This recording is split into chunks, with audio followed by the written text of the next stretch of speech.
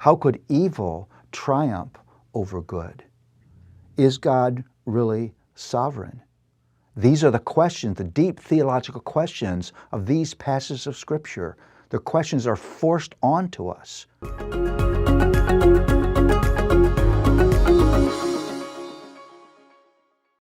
Well, when you read 1 Chronicles, you get greeted with a long set of genealogies. It's the genealogy of the 12 tribes of Israel. And you may wonder, why is that genealogy there? Well, it's really meant to highlight the genealogy of two tribes, the tribe of Levi and the tribe of Judah. Levi, the tribe of Levi, is that priestly line, and the tribe of Judah is that royal line. And why are those lines highlighted? Because God again is reminding us of what this story is about. This story is about the biography of a priest and the biography of a king. Happens to be the same person. The priest king Jesus, who is the ultimate mediator. He is not only the one who makes the sacrifice, he is the sacrifice. And he is the King of Kings, who invites us into his kingdom, a kingdom not of this world, a kingdom where he rules our hearts. You get that time in this moment of genealogy pushing us toward the coming of the kingdom priest. You see a couple other things. You see Solomon's quest for wisdom. Solomon doesn't get wisdom because he had earned God's favor. He got wisdom because he already had God's favor. Wisdom is a gift of grace.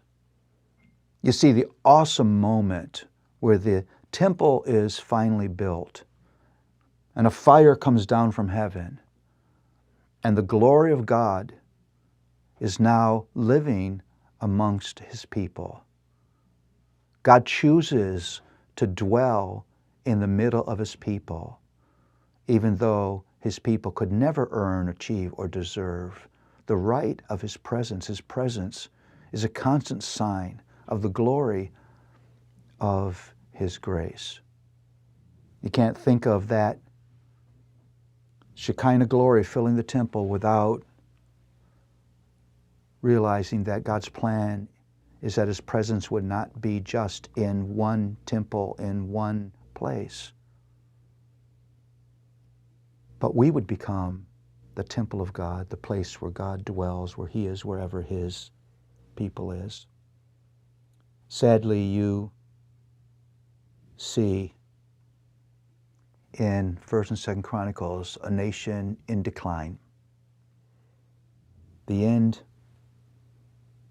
is near, and before long this nation is taken in captivity. It's another moment where you think, is the story over? Is this the last chapter?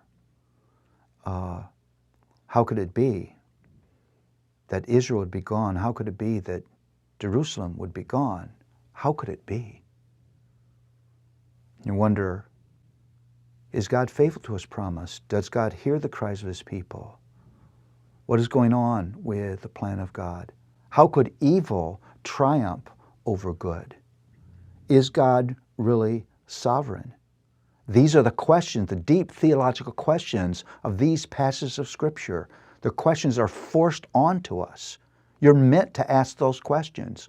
You're meant in moments to say, where is God? What is he doing? Is he sovereign? Does he care? Is he near? Are his promises faithful? Because asking those questions as you read through the Old Testament will prepare you to ask those questions in your life.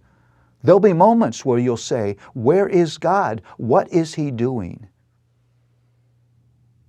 And the way you answer those questions will determine everything in your life. Nation in decline. Is God here? Does He hear? Does He care? Lord, where are you?